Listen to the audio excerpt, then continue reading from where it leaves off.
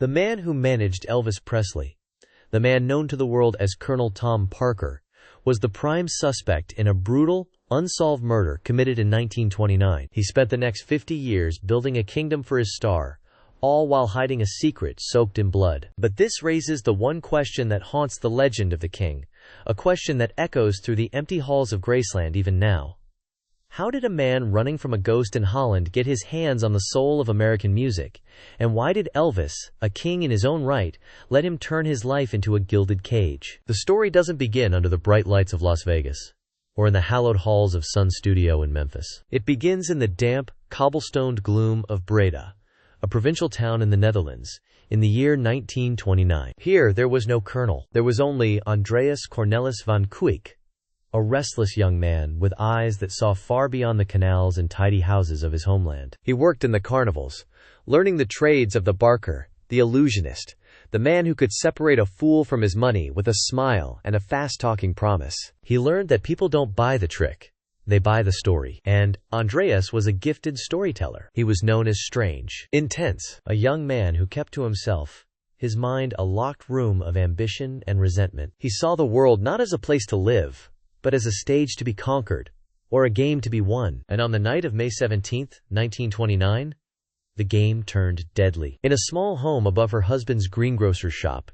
a 23-year-old newlywed named Anna van den Enden was brutally murdered. The scene was one of pure savagery. Her body was bludgeoned, the shop's cash box was empty, and the murder weapon, a heavy iron bar, was left amidst the carnage. The town was paralyzed with fear. There were no witnesses, no obvious motives beyond a simple robbery gone horrifically wrong. But as the police canvassed the neighborhood, one name kept surfacing. The odd young man who worked the carnival circuit. The one who lived just down the street. The one who, on the very night of the murder, vanished into thin air. Andreas van Kuijk was gone. He didn't just leave town. He evaporated. He left his clothes, his meager belongings, his identity, and a family who would never hear from him again. He walked out of his life in Breda and into the shadows, a ghost leaving a cold case in his wake. While Dutch police searched for a phantom, a young man matching his description was already on a freighter, cutting through the cold Atlantic waters, bound for a new world where no one knew his name, and no one would ever think to look for the blood on his hands. He was headed for America. 3 minutes into this story,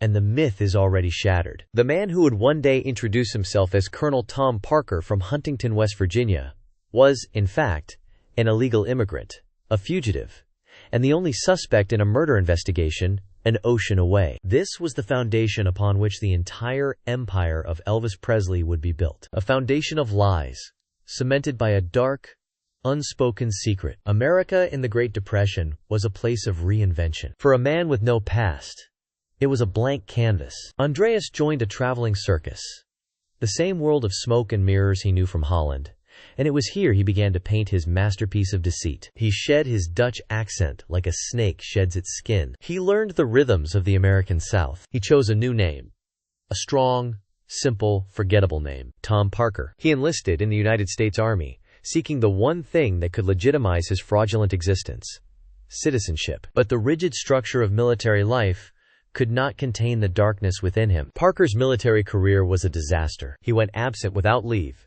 and when he was apprehended, he suffered a complete psychotic breakdown. He was placed in solitary confinement, and after smearing himself with his own waste and refusing to eat, he was transferred to a Walter Reed Army Medical Center psychiatric ward. The official diagnosis was damning: psychopathy. The Army doctors noted his superior intelligence, his cunning, and his profound lack of empathy. They wrote of a man who viewed other human beings as mere objects to be manipulated for his own gain. They deemed him unfit for service, and he was discharged. The United States Army had unwittingly identified the very traits that would make Colonel Parker the most successful and most predatory manager in music history. He was a diagnosed psychopath, cast out onto the midway of American life, now armed with a new name and a clinical understanding of his own monstrous nature. He went back to the only world that made sense to him: the carnival. He ran a string of dancing chickens. He sold foot-long hot dogs. He learned the art of the con, the grift, the snow job,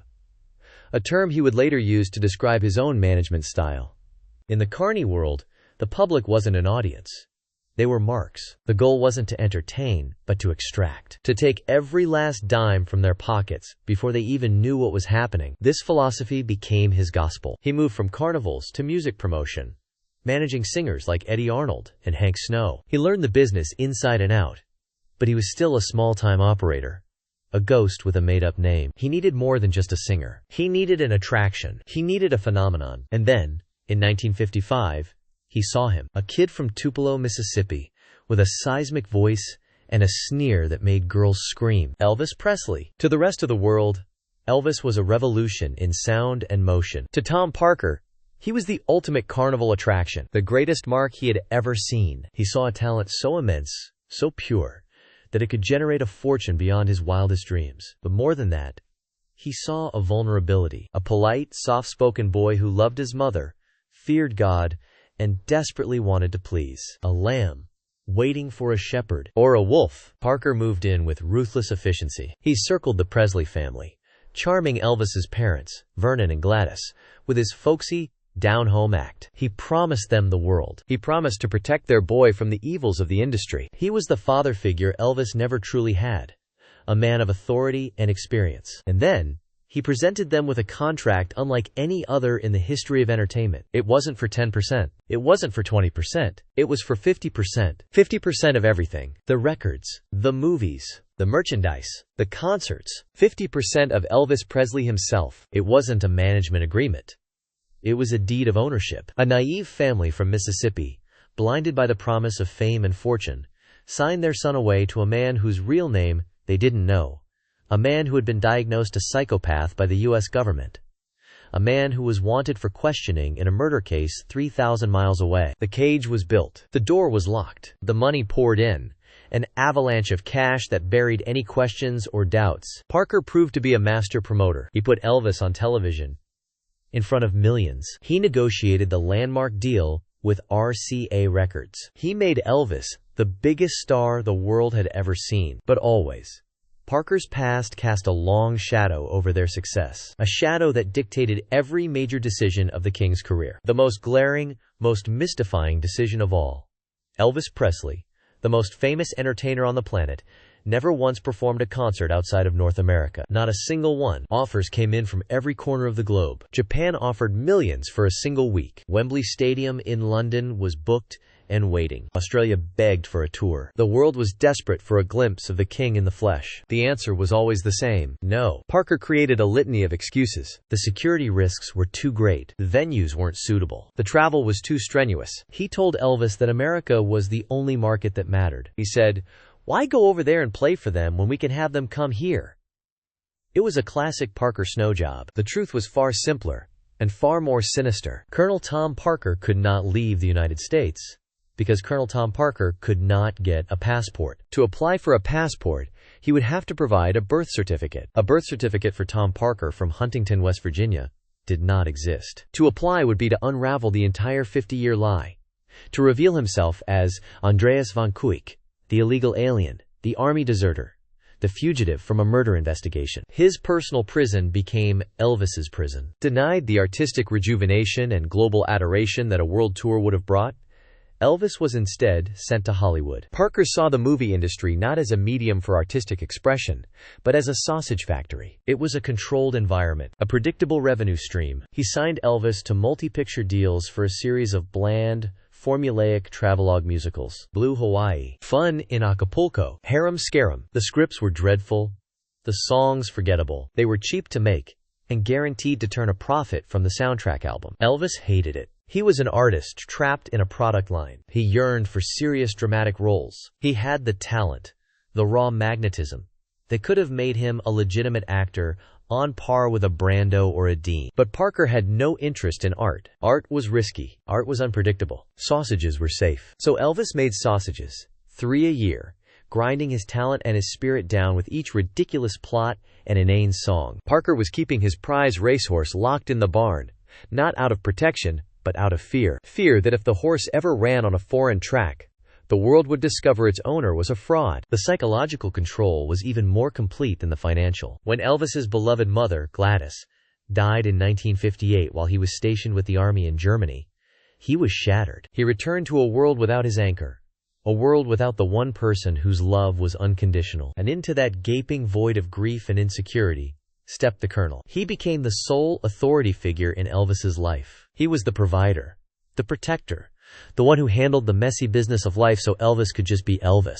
It was a masterful manipulation. Parker isolated him, cutting him off from old friends from Memphis who might have questioned his authority, replacing them with a paid entourage, the Memphis Mafia, whose loyalty was ultimately to the man who signed their paychecks, the Colonel. For a brief, brilliant moment, Elvis broke free. The 1968 comeback special was a raw, defiant roar of artistic rebellion. It was Elvis, clad in black leather, reminding the world that beneath the Hollywood schlock, the heart of a rock and roll tiger still beat. He was dangerous again. He was brilliant. The show's director, Steve Binder, wanted to use the momentum to launch a European tour, to finally unleash this reborn Elvis on the world. Parker, of course, refused. He saw the fire in Elvis's eyes not as a renaissance, but as a threat to his control. A free-thinking Elvis was a dangerous Elvis. So he extinguished the fire. He sent him to Las Vegas. Vegas was the final, perfect cage. It was a golden cage, to be sure, with suites dripping in velvet and gold, and nightly standing ovations from adoring crowds. But it was a cage nonetheless.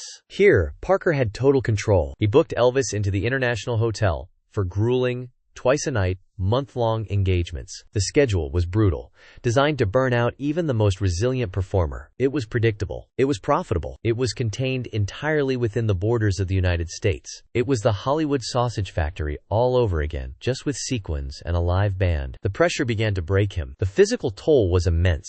To keep up with the relentless demand, Elvis turned to a dizzying cocktail of prescription drugs. Uppers to get him on stage, downers to get him to sleep. His doctor, George Nikopoulos, supplied the prescriptions. But the architect of the deadly schedule was the Colonel. Parker watched as his star, his golden goose, slowly began to fade, his body bloating, his voice sometimes faltering. He didn't see a man in pain. He saw a product with diminishing returns, and pushed it even harder. In September of 1973, during a performance at the Las Vegas Hilton, something inside Elvis finally snapped. On stage, in the middle of a song, he began rambling, incoherently, about being sick, about his life, a raw, unfiltered cry for help in front of 2,000 people. Backstage, his father, Vernon, confronted him, furious about the unprofessional display. The pressure from his family, his health, and his manager finally boiled over. Elvis Presley, the king of rock and roll, turned to his entourage and gave the order he should have given 20 years earlier. He looked at his father, his eyes blazing with a fury not seen in years. "He's fired," Elvis snarled, the words cutting through the backstage tension like a blade. "You go tell the Colonel he is fired." The war had finally been declared. Vernon Presley, shaken but obedient, went to deliver the news to the man who had controlled his son's life for 2 decades. He found Parker in his usual spot, the casino, feeding money into a slot machine, his face a mask of indifference. When Vernon told him that Elvis was terminating their contract, Parker didn't flinch. He simply listened, took a long drag from his cigar, and blew a puff of smoke towards the ceiling. Then, with ice in his voice, he laid his trap. "All right," Parker said calmly, turning his attention back to the slot machine. "You tell Elvis that he owes me." He didn't mean the standard commission. He meant everything. "You tell him I want a full and final settlement, an itemized bill for every single thing I have ever done for him, from the first handshake to this very conversation." Vernon Presley, a man accustomed to being intimidated, felt a new kind of chill. This wasn't anger. It was something colder, more calculating. The bill arrived shortly after. It was a masterpiece of financial terrorism. It wasn't just a bill. It was a declaration of ownership. Parker had meticulously documented every perceived expense, every hour of his time, every phone call, every cigar smoked while thinking about Elvis.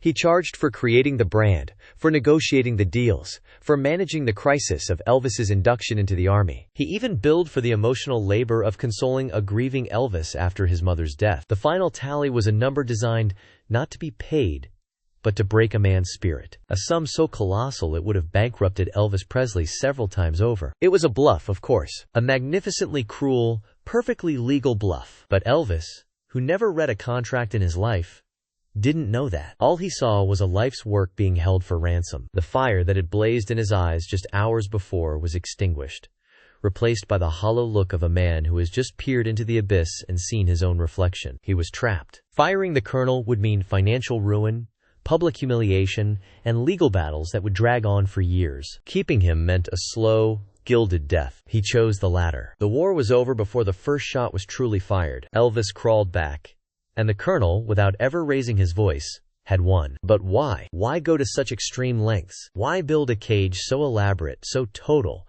that even the king himself couldn't escape? The money was obscene, yes. The control was absolute. But the itemized bill, the refusal to tour, the fear of leaving the country, all pointed to something deeper. A secret so profound that Parker was willing to sacrifice Elvis's global legacy, and ultimately his life, to protect it. The man who called himself Colonel Tom Parker was a ghost, an invention. He wasn't an American. He wasn't a colonel. His real name was Andreas van Kuijk, and he was born in Breda, Holland. He was an illegal immigrant who had slipped into the United States in 1929 without a passport and without a past. He never became a citizen. He couldn't, because applying for citizenship would mean revealing who he really was. And Andreas van Kuijk had a very good reason for wanting to disappear. Back in his hometown, just months before he vanished, a 23-year-old woman named Anna van den Enden was bludgeoned to death in her home. The murder weapon was a heavy iron implement. The killer robbed her of the money she had saved from her small grocery store. The case was never solved, and one of the primary persons of interest,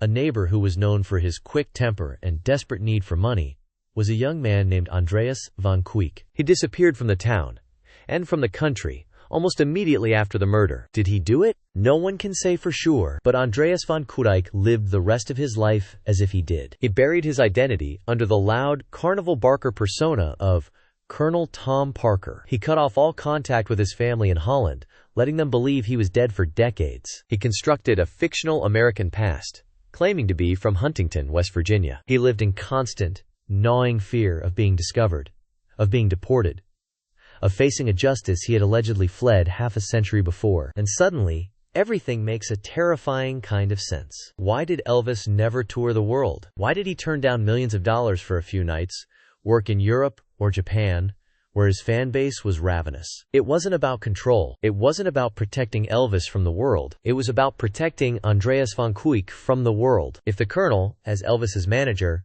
applied for a U.S. passport to travel abroad, he would be unmasked. His lack of a birth certificate, his fraudulent identity, the entire house of cards would collapse. A trip to London could have ended with him being extradited to Holland in handcuffs. So Elvis Presley, the biggest star on the planet, was kept on a leash, confined to the borders of the United States, because his manager was potentially a murderer on the run. His artistic ambitions were sacrificed at the altar of Parker's dark secret. Every offer from a foreign promoter was rejected. Every plea from Elvis to play for his fans in other countries was met with a series of excuses and deflections. The king of rock and roll's kingdom was, by necessity, a domestic one. He was a global icon who had never been allowed to see the globe. Imagine the psychological torment to be Elvis Presley, to know that millions of people across the ocean are screaming your name, and to be told, no, we can't go. Not for any good reason, but for reasons that are deliberately kept from you. Elvis never knew the whole truth about Parker's past. He just knew the inexplicable,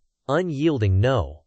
This wasn't a business partnership anymore. It was a hostage situation. Elvis's career was the shield that protected Parker's freedom. As long as Elvis was making millions in America, Parker was safe, anonymous, hidden in plain sight. This revelation reframes his final years, not just as a tragedy, but as a crime scene. The descent into prescription drug abuse, the erratic behavior, the weight gain, the deep, soul-crushing despair. Was it just the pressure of fame, or was it the agony of a man who knew, on some profound level, that he was imprisoned by a lie he couldn't even comprehend? He had tried to fire his jailer and failed. Now what was left? He retreated further into himself, into the chemical fog that numbed the pain of his confinement. The schedule Parker booked for him became even more punishing. A relentless grind of one-night stands in second-rate arenas across the American Midwest and South. Parker, ever the pragmatist, saw the decline. He knew his golden goose was dying, but his response wasn't to ease up, to get Elvis the help he desperately needed. It was to cash in. He worked Elvis like a rented mule, squeezing every last dollar out of the fading legend. If Elvis was too sick to perform, Parker would push him on stage anyway, propped up by his entourage and a cocktail of pills. The priority was never Elvis's health. It was fulfilling the contract. It was making the payroll. It was keeping the machine running, because if the machine stopped, the ghost of Andreas van Kuijk might finally be exposed. In one of his final, most predatory acts, Parker negotiated a deal to sell all of Elvis's master recordings, his entire musical legacy up to that point, to RCA, for a lump sum of just over $5 million. It was a fire sale, a quick cash grab. Elvis, barely lucid enough to understand the implications, signed it. Parker took his 50% commission, a staggering $2.5 million, and essentially sold off the king's crown jewels. He was liquidating the assets before the company went under. It was the ultimate act of a man who knew the end was near and was grabbing everything he could before the lights went out for good. He wasn't a manager anymore. He was an undertaker, measuring his client for a coffin and charging him for the service. He was an undertaker, measuring his client for a coffin and charging him for the service. But this is where the story takes an even darker, more complex turn. Because the bars on Elvis's cage weren't just forged by the Colonel's past. What if Elvis had his own secrets to protect? What if this toxic bond wasn't a simple one-way street of exploitation, but a twisted, unspoken pact? A pact that kept them both shackled, not just by contracts, but by the terrifying principle of mutually assured destruction. What secret could Elvis Presley, the most famous man on earth, possibly have that was so devastating he would trade his global ambition for silence? Was there a skeleton in the Graceland closet so fearsome that it made the Colonel's dark past look like a manageable risk? The answer may lie not in who Elvis became, but in who he was born as. For decades, whispers have persisted about Elvis's own hidden heritage. In the racially charged, deeply segregated South of the 1940s and 50s, perception was everything, and the Presley family tree had branches that, if exposed, could have poisoned the roots of his burgeoning career before it ever bloomed. His maternal line is traced by some historians to include Cherokee ancestry. More explosively, there's evidence suggesting Jewish heritage through his mother's side. Elvis's own mother, Gladys, whose grave he visited religiously, for a time had a Star of David placed on her headstone at the request of her son. Could this be it? The secret that put the lock on Elvis's side of the cage? Imagine Colonel Parker, the master manipulator and identity forger, doing his due diligence on this raw, charismatic kid from Tupelo. He wouldn't just see talent, he would see leverage. He would see a secret he could protect, and therefore, control. The unspoken deal is suddenly crystal clear. Parker's silence on Elvis's background in exchange for Elvis's silence on Parker's. I won't let them find out you're Andreas van Kuijk from Holland, the murder suspect. And you won't let them find out that the king of rock and roll isn't the pure, all-American boy they think he is.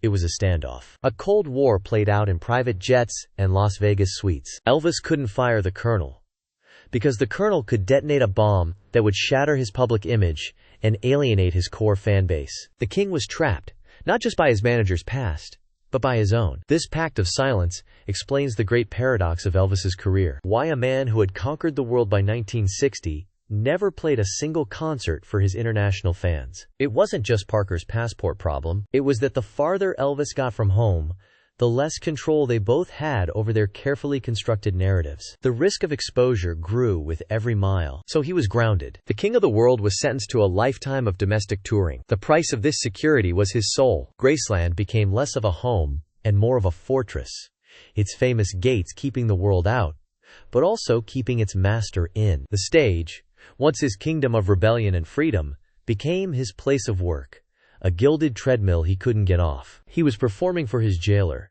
night after lonely night, the roar of the crowd a hollow echo in the face of his profound isolation. And so, the greatest cultural force of the 20th century slowly suffocated under the weight of his own myth. He was a symbol of freedom who wasn't free, a voice for a generation who had lost his own. When the end came on August 16, 1977, it wasn't a shocking accident. It was the predictable, tragic conclusion of a life lived under unbearable pressure. A heart that had given so much to the world simply could not take any more. Was Elvis Presley a victim of Colonel Tom Parker's predatory greed? Unquestionably. But the truth, like the man himself, is far more complex. He was also a collaborator in his own confinement, a prisoner who held the key to his own cell but was terrified to use it. The bars of his cage were not forged from iron, but from secrets. His secrets, and the secrets of the man he entrusted with his life. The story of Elvis Presley is the ultimate American epic, a tragedy of unparalleled fame and profound loneliness,